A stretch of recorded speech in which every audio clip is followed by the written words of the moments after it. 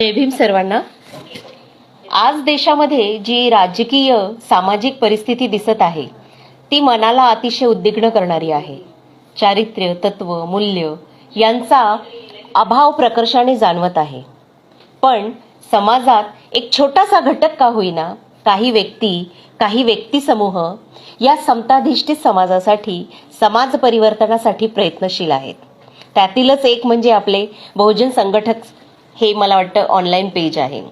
Rahul Khandekar sir यांनी या Facebook लाईव्हच्या कार्यक्रमातनं एक समाज प्रबोधनाचं एक वैचारिक प्रतिष्ठान सातत्याने सुरू केलं आहे आणि खरंच ते एक मोठं प्रबोधनाचं कार्य करता आहेत. त्याबद्दल मी सरांचं अभिनंदन करू इच्छिते. मला वाटतं की अशाच व्यक्ती आणि व्यक्ती समूहांनी ला घेऊनच समाज पुढे जाऊ शकेल असा आज आपण विश्वास बाळगूया. आज मला जो विषय देण्यात आलेला आहे, उद्या 25 डिसेंबर मनुस्मृती दहन दिवस आपण स्त्री मुक्ती दिवस म्हणून साजरा करतो आणि याच अनुषंगाने आज आपण डॉक्टर बाबासाहेब आंबेडकर यांचे स्त्री चळवळीतील योगदान आणि मनुस्मृती दिवस याबद्दल आपण थोडक्यात चर्चा करणार आहोत.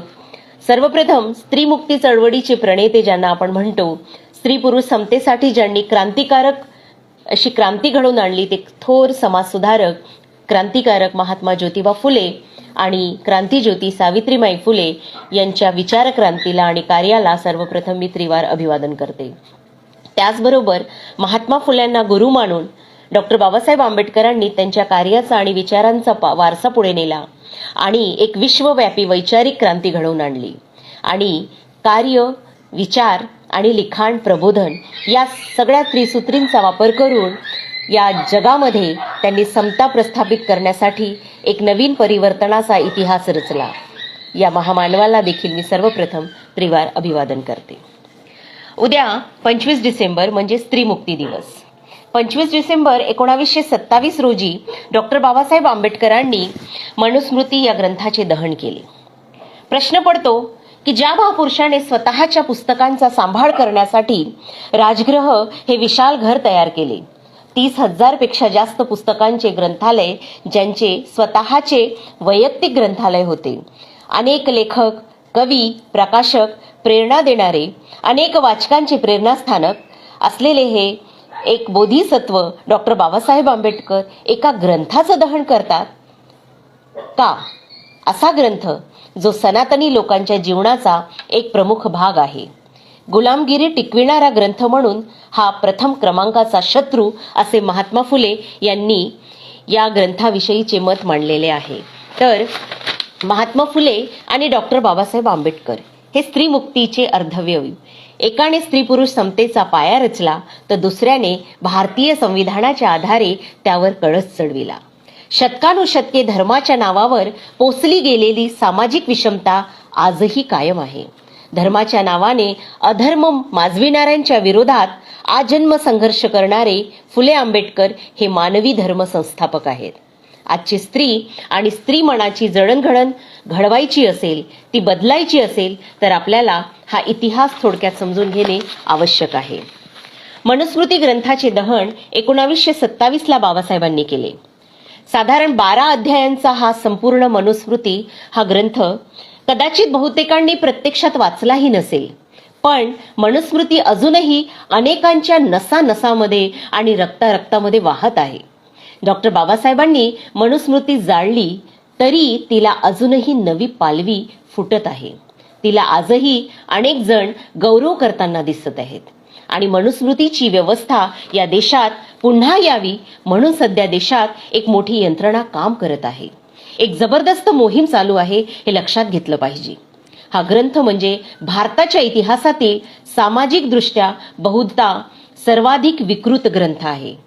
आज हाच तो ग्रंथ जो की सर्वसामान्य लोकांच्या किमान 100 पिढ्यांना अज्ञानाच्या अंधारात गाडणारा, ज्यांच्या वाटेवर काटे पेरून ठेवले, लाचारी आणि गुलामगिरीचे जीवन दिले, हेच तिरस्काराचे जीवन जगणे हाच आपला धर्म, हीच आपली नीती, हे आपल्याला पूर्वजन्मीच्या कर्माचे फळ आहे, हे विचार लोकांच्या डोक्यात पेरले असा हा ग्रंथ. अनेकांना वाटते हा ग्रंथ कालबाह्य झाला आहे. अनेक विचारवंत म्हणतात की मनुवादी हा शब्दोच्चार बंद करायला पाहिजे. आज काळ बदललेला आहे आणि सनातन्यांनी देखील हा बदल स्वीकारलेला आहे. मग हा ग्रंथ उकरून का काढायचा? काहींच्या मते आपणच मनुस्मृती हा शब्द प्रयोग वारंवार करतो आणि अवाजवी महत्व या ग्रंथाला देतो. परंतु विषमतेच्या आणि शोषणाच्या सर्व मूल्यांची जोपासना आणि समर्थन आज सुरू आहे. आधीच विकृत असलेली मूल्ये आता अतिविकृत स्वरूपात आणि अभिमानाने मांडली जात आहेत. आज त्यांनी मांडलेल्या मूल्यांची चिकित्सा करणारे देशद्रोही ठरविले जात आहेत. मनुस्मृतीविषयीचे जे आकर्षण सुप्त स्वरूपात होते ते आज उघडपणे मांडण्याचं धाडस लोक करत आहेत. आज विद्यार्थी, प्राध्यापक, डॉक्टर, इंजिनियर देखील मनुस्मृतीचे कोणत्या ना कोणत्या स्वरूपात समर्थन करताना दिसतात. त्यात महिलांची संख्या देखील मोठ्या प्रमाणात आहे. भारतीय समाजाच्या ऱ्हासाची जी कारणं असतील त्यापैकी मनुस्मृती हे एक महत्वाचं कारण आहे. भारतात 1951 साली हिंदू संहितेच्या सुधारणा अंमलात येईपर्यंत मनुस्मृती हा हिंदूंचा धार्मिक कायदे ग्रंथ होता आणि आजही अनेक लोक मनुस्मृतीचे पालन करतात. मनुस्मृतीचे खोटे चित्र समाजापुढे उभे करून तिच्या वाईटावर पांघरून घालून तथाकथित काही चांगल्या भागाचा गौरव करणे हा यांचा उद्देश आहे. कारण या लोकांचा जीव मनुस्मृतीमध्ये आजही गुंतलेला आहे. सनातनी भारतीय संस्कृतीमध्ये मनुचे स्थान अत्यंत गौरवशाली आहे. मनुस्मृतीचा नेमका काळ कोणता याविषयी जरा मतभेद आहेत. इसवी सन पूर्वी 2000 वर्षापूर्वीचा साधारण हा काळखंड असावा असे स्थूलमानाने मानले जाते. आह साळुंखे यांच्या पुस्तकातील संदर्भानुसार इसवी सन पूर्वी 321 मध्ये चंद्रगुप्त मौर्य गादीवर बसला. त्यानंतर सुमारे 125 वर्ष मौर्यांची राजवट होती. याच वंशाचे बृहद्रस्त नावाच्या राजाने पुष्यमित्र नावाच्या ब्राह्मणाला सेनापती केले. या सेनापतीने सैन्यात कटकारस्थानं केली आणि एकदा जेव्हा राजा सैन्याची पाहणी करत होता त्याने त्यांची हत्या केली आणि सत्ता हस्तांगत केली आणि ब्राह्मणांच्या हाती सांस्कृतिक धार्मिक सत्तेबरोबर राजकीय सत्ता आली आणि या सत्तेने ब्राह्मणाचे फक्त आणि फक्त कल्याण करण्याचे धोरण आखले आणि धर्मशास्त्राचा आधार होण्यासाठी मनुस्मृती हा ग्रंथ निर्माण केला. आणि पुढील 300-400 वर्ष या ग्रंथात थोडेफार फेरफार झाले असतील. नंतरच्या 200 वर्षाच्या सुमारास या ग्रंथात आजचे स्वरूप आपल्याला प्राप्त झालेले दिसून येते. या ग्रंथामध्ये काय आहे? स्त्रियांच्या बाबतीत काही मनुस्मृतीतील विधाने मी या ठिकाणी सांगू इच्छिते. स्त्रीची कर्तव्ये सांगताना 5व्या अध्यायात मनुस्मृती म्हणते, पतीच्या मृत्यूनंतर स्त्रीने कंदमुळे फक्त फळं खाऊन शरीर सुकवून टाकले तरी चांगले, पण तिने दुसऱ्या पुरुषाचे नावही घेऊ नये. परंतु याच मनुस्मृतीमध्ये पुरुषाची कर्तव्य सांगताना पत्नीचा मृत्यू झाल्यावर पतीने तिचे दाह कर्म, अंत्यसंस्कार करावे आणि पुन्हा लग्न करावे. यात विलंब लग्न करावे असा धर्मशास्त्राचा आदेश आहे, असं मनुस्मृतीच्या 5व्या अध्यायात सांगितलं आहे. पुरुषाला आधीच्या पत्नीपासून पुत्र झालेला असो किंवा नसो त्याने पुनर्विवाह करावा. परलोकी आणि इहलोकी कल्याणाची प्राप्ती पुत्रामुळे होते. त्यामुळे ज्या पुरुषाला प्रथम पत्नीपासून पुत्र नाही त्याने या कल्याणाच्या प्राप्तीसाठी पुनर्विवाह करावाच, पण ज्याला पुत्र प्राप्त नाही त्याने देखील पुनर्विवाह करावा असे आदेश या ग्रंथामध्ये दिलेले आहेत. परंतु पतीच्या मृत्यूनंतर मात्र स्त्रीने ब्रह्मचर्याचे आजीवन पालन करावे. तिला जर पुत्र नसेल तरी चालेल, पण तिने मात्र आजीवन ब्रह्मचर्याचे कठोर पालन केले पाहिजे. या मनुस्मृतीमध्ये, संपूर्ण मनुस्मृतीमध्ये आपल्या लक्षात येतं की आपल्याला ब्राह्मणांच्या उजळीने पाणी प्यायचे आहे. चातुर्वर्ण व्यवस्था आहे. स्त्रियांना कुठलाच अधिकार नाही. शूद्रांना अतिशय पशुप्रमाणे वागणूक दिलेली आहे. आणि मनुने आणि या हिंदू समाजाने स्त्रियांना जी वागणूक दिली आहे त्यालाच आपण असं म्हणू की मनुस्मृती म्हणजे भारतीय समाजाची विडंबना आहे. मनुस्मृती म्हणजे त्यांच्या प्रतिभेचे खच्चीकरण आहे. मनुस्मृती म्हणजे स्त्रीच्या अनंत सुप्त शक्तींना बिजावस्थेतच जाळून टाकण्याचा प्रकार आहे. आज मनुस्मृती फेकून देण्याच्या दिशेने आपली वाटचाल व्हायला हवी होती, परंतु आजही तिची पूजा करण्याच्या दिशेने वाटचाल सुरू आहे आणि हे सगळं अगदी उघड आहे, अगदी उघडपणे चालू आहे. जेव्हा पुष्यशृंगाच्या रूपाने राजकीय सत्ता हातात आली होती तेव्हा मनुस्मृती तयार झाली. पुढे पेशवाईच्या काळात जेव्हा यांच्या हातात राजकीय सत्ता आली तेव्हा यांनी आपल्या पेशवाईच्या काळात अतिशय थराला जाऊन थैमान मांडला. आजही सत्ताधारी पक्ष यांचाच आहे आणि मनुस्मृतीचे वारंवार कौतुक करून या देशात मनुस्मृतीचे भूत नाचवण्यास सुरुवात झाली आहे. आणि म्हणूनच मनुस्मृती हा भारतीय संस्कृतीवरचा एक कलंक आहे आणि हा कलंक दूर करण्यासाठीच डॉक्टर बाबासाहेब आंबेडकरांनी 1927 साली मनुस्मृतीचे दहन केले होते. परंपरागत सामाजिक विषमतेला आणि मूल्य व्यवस्थेला शह द्यायचा असेल तर त्यासाठी चळवळ उभारावी लागते आणि या चळवळीतूनच आजची स्त्री उभी आहे. आधुनिक युगात मानवमुक्तीचा, स्त्रीमुक्तीचा क्रांतिकारक विचार मांडणारे डॉक्टर बाबासाहेब आंबेडकर त्यांच्या क्रांतिकारक विचारामुळे आजच्या स्त्रीने प्रगती केली आहे. डॉक्टर बाबासाहेबांनी फक्त दलित स्त्रीचाच नव्हे तर तमाम हिंदू स्त्रियांच्या उत्थानासाठी हिंदू कोड बिलाची रचना केली, हे आपल्या सगळ्यांनाच माहिती आहे. हिंदू कोड बिलाची अवहेलना झाल्यामुळे त्यांनी तत्काळ मंत्रिपदाचा राजीनामा दिला. परंतु या हिंदू कोड बिलातून बाबासाहेबांनी संपूर्ण स्त्रियांचं, त्यांच्या उत्थानाचं काम करण्यासाठीचं विचार मांडलेला होता, पण तत्कालीन स्त्रियांनी देखील त्याचा त्यावेळेला विरोध केलेला दिसून येतो. बाबासाहेबांचा आपण स्त्रियांविषयीची विचार जेव्हा आपण बघतो तेव्हा लक्षात येतं की बाबासाहेबांनी देवदासीच्या प्रथेला आळा बसावा म्हणून संघर्ष केला. भारताच्या संपूर्ण प्रदीर्घ इतिहासात समतेचा लढा जो आहे तो फुल्यानंतर बाबासाहेबांनी दिला. महात्मा फुल्यांनी स्त्री समानतेचा आणि शूद्रानुशूद्रांच्या लढ्यांना प्रथम स्थान दिले. बालविवाह, प्रौढविवाह, ज्याला आपण जरड विवाह म्हणतो, विधवा विवाह, विधवांचे पुनर्विवाह, बालहत्या प्रतिबंधक ग्रह, स्त्री शिक्षण या क्षेत्रात जे कार्य महात्मा फुल्यांनी केले तेच कार्य पुढे नेऊन हिंदू कोड बिलाद्वारे बाबासाहेबांनी केलेले आपल्याला दिसतं. बाबासाहेबांनी स्त्रियांना उद्देशून बोलताना सतत बाबासाहेबांनी स्त्रियांचा चळवळीला उपदेश केला आणि या चळवळीमध्ये स्त्रियांना प्रमुख स्थान दिले. स्त्री हीच समाजाचा उद्धार करेल, कर्मकांड आणि अंधविश्वास दूर सारेल यावर त्यांची श्रद्धा होती. तुम्ही मुलांना शिकवा, नीट नेटके राहा, गळ्यात काड्यामड्यांची एकच सर घाला, ढोपरभर बांगड्या घालण्यापेक्षा थोड्याच बांगड्या घाला, स्वच्छ आणि नीटनेटके कपडे वापरा, असे बाबासाहेब दलित स्त्रियांना संबोधताना म्हणत असायचे. बाबासाहेबांना आपल्या गरीब आणि अशिक्षित महिलांना संबोधताना, त्यांनी भाषणं देताना एक नवं चैतन्य निर्माण केलं. हिंदू कोड बिलाच्या रूपाने स्त्रियांना समान हक्क वर त्यांनी शिक्कामोर्तब केला.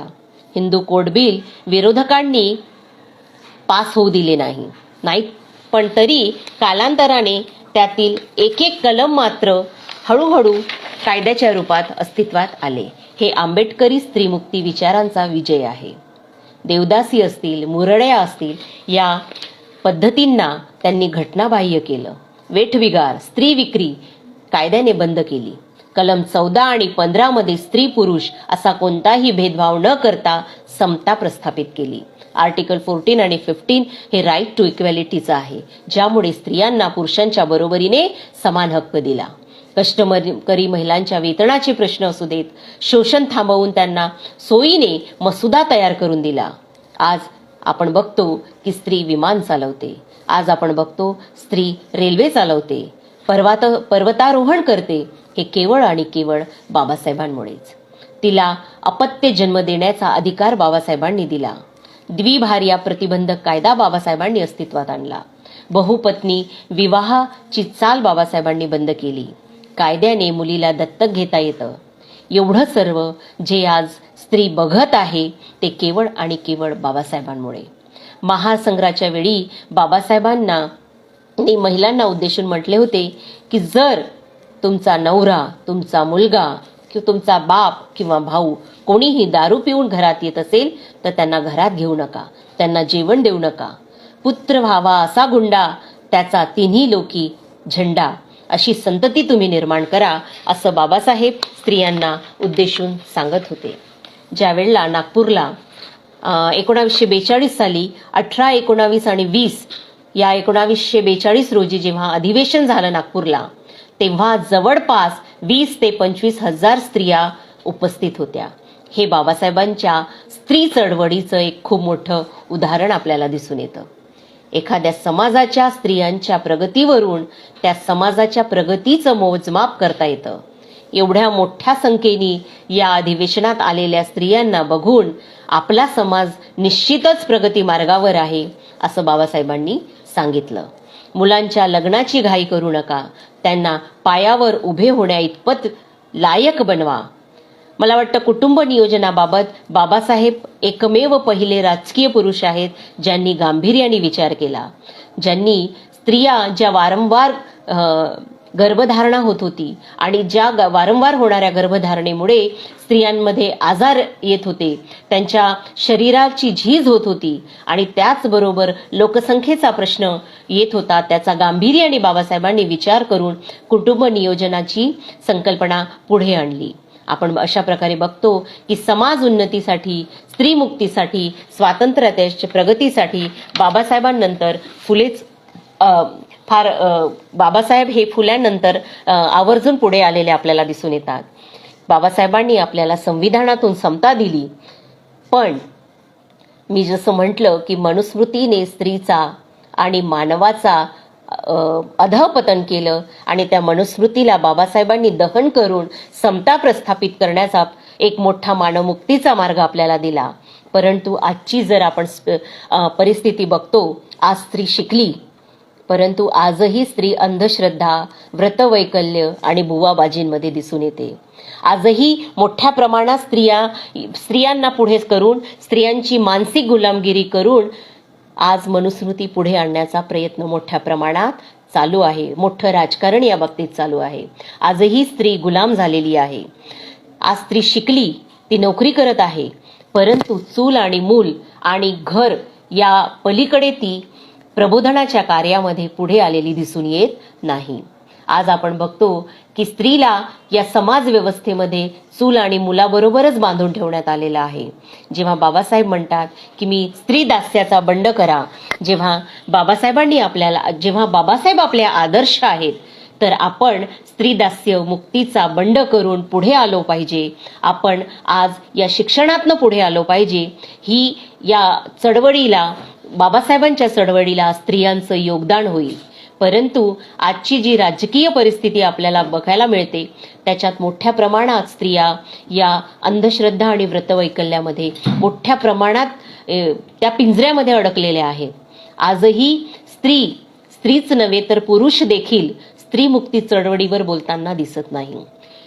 काही वेळेला आंबेडकरी अनुयायांमध्ये जाती व्यवस्थेवर जेवढ्या प्रकर्षाने बोललं जातं, ज्या पद्धतीने वर्णव्यवस्थावर आंबेडकरी अनुयायी सुद्धा बोलतात, त्या प्रकर्षाने ते स्त्री मुक्ती विचारावर बोलत नाहीत.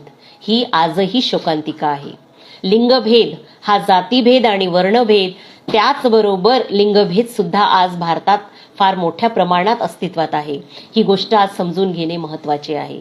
माणसाच्या फक्त स्त्री आणि पुरुष या दोनच जाती अस्तित्वात आहेत. बाकीच्या ज्या जाती या समाज व्यवस्थेने निर्माण केल्या, म्हणून आपण आपल्या घरातून सुरुवात केली पाहिजे. आपल्या मुलांना आपण इतकं बाबासाहेबांनी सांगितल्याप्रमाणे लायक बनवलं पाहिजे की आपला मुलगा हा स्त्रीचा आदर करणारा असेल.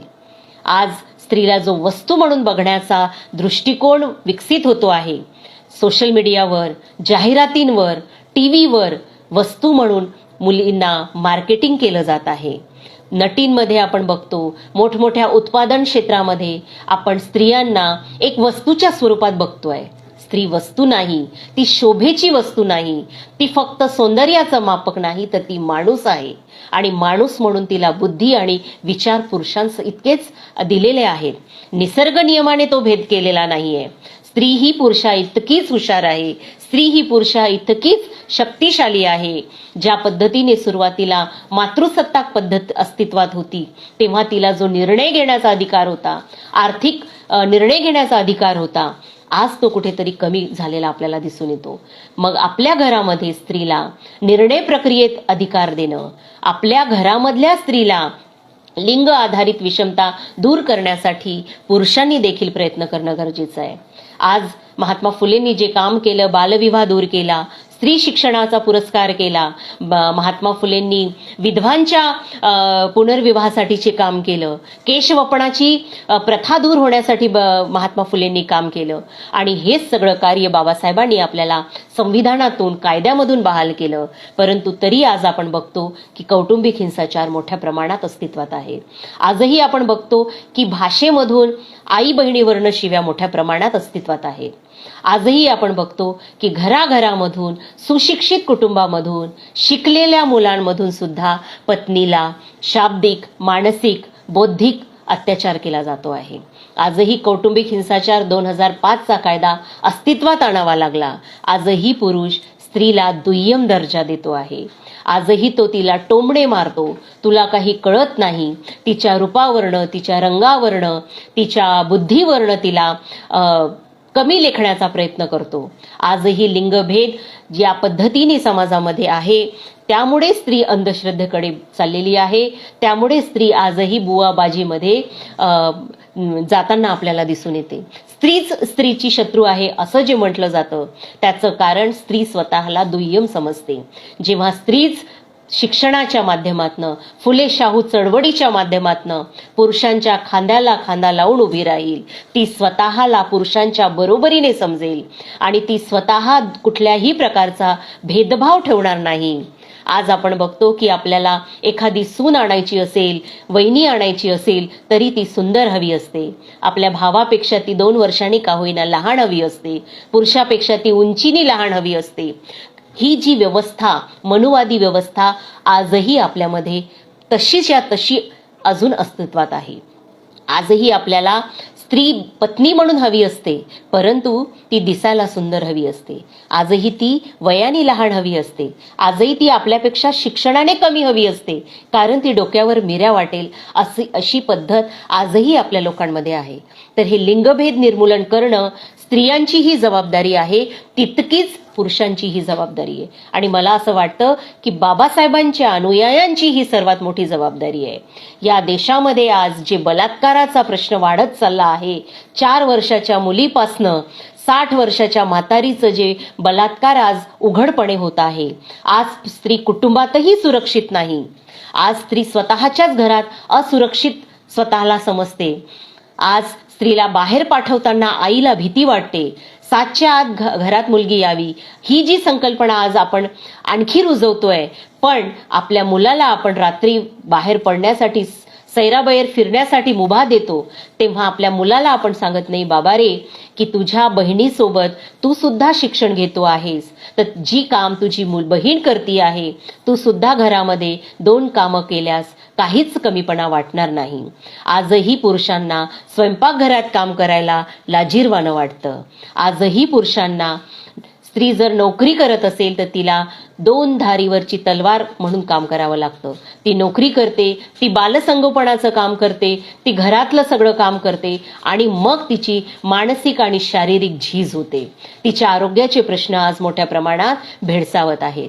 पण पुरुष नोकरी करत असताना त्याला अपेक्षित असते की घरकाम करणारी त्याची पत्नी त्याला चहा हातात द्यावा, त्याला स्वयंपाक हातात द्यावा, त्याला ताट हातात द्यावं. परंतु जर ती नोकरी करणारी असेल तर ती काही आपल्यावर उपकार करत नाही, अशी भावना आजही पुरुषांमध्ये आहे. तिच्या पगारावर हक्क गाजवणारा पुरुष तिला घरकामामध्ये मदत करताना मात्र दिसत नाही. आणि मग ती कमी वयामध्ये तिचे आरोग्याचे प्रश्न मोठ्या प्रमाणात दिसून येतात. आज स्त्री शिकत आहे, महिला सक्षमीकरण होत आहे, मोठमोठ्या पदांवर स्त्रिया जात आहेत, पण चूल आणि मूल या संकल्पनेतनं, या चौकटीतनं तिला बाहेर निघता येत नाहीये. आपल्याला पुरुषांच्या वरचढ जायचं नाहीये. स्त्री म्हणून तिला काही त्याच्यावर घटस्फोट घेऊन वेगळं व्हायचं नाहीये. स्वतःचा न्याय आणि हक्क मागताना पुरुषांना तोडायचं नाहीये किंवा आपण आपली स्वयंपाकघरातून हद्दपार व्हायचंय असंही नाहीये. काही चळवळीमध्ये, स्त्रीमुक्ती चळवळीमध्ये काही महिला अगदी टोकाचं बोलतात की आम्हाला घर मूल आम्हीच का सांभाळावं. तर स्त्री आणि पुरुष हे दोन्ही संसाराचे दोन चाक आहेत. स्त्री आणि पुरुष दोघांनी हा संसाराचा रथ सारखा पेलायचा आहे, समानतेचा रथ पेलायचा आहे. म्हणून कुटुंबामधून आपण या समाजाच्या रचनेची सुरुवात कुटुंबातून होते. आपल्या मुलांवर जर आपण समतावादी संस्कार केले, आपल्या कुटुंबातून आपण आपल्या बहिणींना, आपल्या मुलीला हे संस्कार दिले, तर मला वाटतं या कुटुंबातून समताधिष्ठित समाजाची निर्मिती होईल. आपण खूप मोठे मोठे स्वप्न बघण्यापेक्षा स्वतःपासून सुरुवात केली पाहिजे. जे लोक बाबासाहेबांना मानतात, जे बुद्धाचा समताचा धम्म आचरणात आणण्याचा प्रयत्न करत आहेत, त्या सगळ्या पुरुषांनी ही समता घरातून सुरुवात केली पाहिजे. एक दिवस पत्नीला तुम्ही जर स्वयंपाकात मदत केली, आठवड्यातून एक दिवस का होईना, कधीतरी तिला सुद्धा चहा दिला, आपल्या मुलाला स्त्री म्हणून तिचा सन्मान करायचं शिकवलं, तर कुठलाच पुरुष, कुठलाच मुलगा बलात्कार करणार नाही. आज सोशल मीडियामुळे आणि टीव्हीमुळे हल्लीची पिढी बदलत चालली आहे आणि त्यांना मुलींकडे शोभेची वस्तू म्हणून घाणेरड्या नजरेकडे बघण्याची जी प्रवृत्ती वाढत आहे, तिला माणूस म्हणून बघणं शिकवणं हे आपलं कर्तव्य आहे. एका आईने जर मुलाला घडवलं, ज्या पद्धतीने जिजाऊने शिवरायांना घडवलं, शिवरायांच्या राज्यात स्त्रीला मान आणि सन्मान मिळाला, मग आमच्या संविधानाच्या राज्यात आम्ही स्त्रीला मान आणि सन्मान का देत नाही, हे समजून घेण्याची आज गरज आहे. उद्या स्त्री मुक्ती दिन साजरा करताना फक्त एका दिवसाने गोडवे गाऊन किंवा मनुस्मृतीचं दहन करून आम्ही स्त्री मुक्ती मिळवली तर नाही. आम्हाला लिंगभेद विरहित समाज स्थापन करण्यासाठी पावलं उचलावे लागतील आणि ही पावलं फक्त स्त्रीने उचलून चालणार नाही किंवा फक्त पुरुषांनी उचलून चालणार नाही, तर स्त्री आणि पुरुष या दोघांनी या लिंगभेदाच्या लढाईमध्ये पुढे यावं लागेल. तेव्हाच आपण बाबासाहेबांचा स्त्रीमुक्तीचा विचार समजून घेतला असं मला वाटतं. कारण आजही बलात्काराच्या प्रश्नाबरोबर, कौटुंबिक हिंसाचाराच्या प्रश्नाबरोबरच आजही विधवांचे प्रश्न तसेच आहेत. आजही स्त्रीच्या शिक्षणामध्ये आपण बघतो तफावत दिसून येते. मुलगी डॉक्टर करणारे जे उच्चभ्रू आणि स्वतःला शिक्षित समजणारे लोक आहेत, ते सुद्धा डॉक्टर करताना तिला एखादं गायनिक किंवा चाइल्ड स्पेशलिस्ट करतात, पण सर्जन करणं म्हणजे अवघड काम आहे असं समजतात. आजही इंजिनियर मुलीला बनवणारे कुटुंब स्त्रीला मेकॅनिकल इंजिनियर बनवण्याकडे कल कमी दिसून येतो. आजही स्त्रीला नर्स आणि डॉक्टर सेवा देणाऱ्या करिअरकडे पाठवणारे लोक दिसतात. रेल्वे चालवणारी किंवा विमान चालवणारी स्त्री मात्र एखादीच आहे. आज आपण भारतात स्वातंत्र्याचा अमृत महोत्सव साजरा करतोय, परंतु भारतात फक्त एक महिला पंतप्रधान झालेली दिसते, फक्त एक महिला राष्ट्रपती झालेली दिसते. आणि फुले आंबेडकरांच्या या पुरोगामी महाराष्ट्रात आजही महिला मुख्यमंत्री मात्र झाली नाही. हे सुद्धा एक विचार करणारी गोष्ट आहे.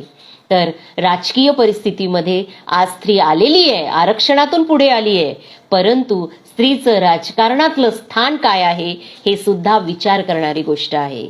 म्हणूनच मला असं वाटतं की कुटुंबातून, स्त्रीच्या शिक्षणातून, स्त्रियांच्या सामाजिक, राजकीय, मानसिक आणि सर्वांगीण अंगाने, तिच्या आरोग्याच्या विचाराने, या सर्वांगीण पद्धतीने जर स्त्रीला पुढे न्यायचं असेल तर समानता पे स्थित ही समाज होना चाहिए, जितना है मुक्त आदमी उतनी ही स्त्री भी चाहिए. हे जर आपण पुढे आणलं तरच हे फुले, शाहू, आंबेडकरांचा समाज होईल. नाही तर मनुस्मृतीचा समाज आजही अस्तित्वात आहे.